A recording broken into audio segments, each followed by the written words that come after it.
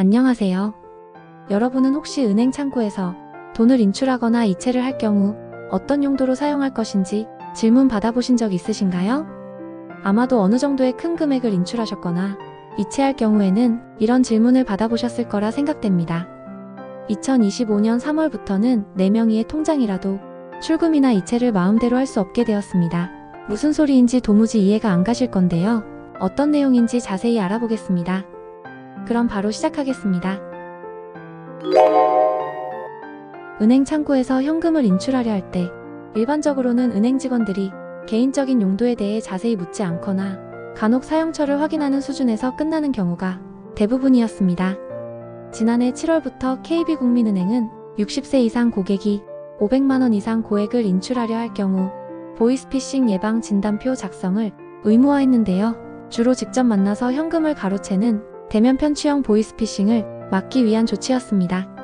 하지만 이제부터 사용처 확인 절차가 더욱더 강화되고 심지어 의무화가 될 예정입니다. 최근 새롭게 등장한 보이스피싱 수법에 대응하기 위해 문진표에 질문을 추가하고 내용을 더 정교하게 보완하는 작업을 진행 중입니다. 예를 들면 금융상품 신규 가입, 주택거래대금, 공과금 납부 등을 용처에 자세히 표시해야 하고 새로운 보이스피싱에 노출되지 않았는지 묻는 질문 등이 추가되는 방식으로 인출 절차가 강화됩니다. 결국 내 이름으로 된 계좌라도 제대로 된 용처 확인 없이는 마음대로 돈을 찾을 수 없다는 의미입니다.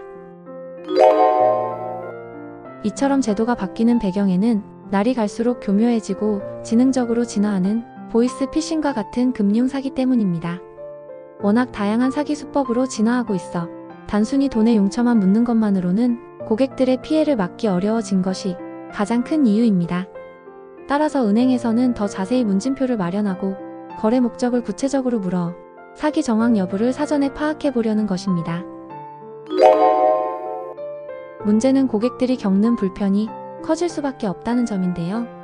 특히 급하게 돈을 찾아야 하는 경우나 은행이 번잡한 시간대에 많은 시간을 기다려야 하는 상황에서 심사 과정까지 거치게 되면 기다리는 시간이 더 길어질 수 있는 등 불편이 커질 것으로 예상이 됩니다.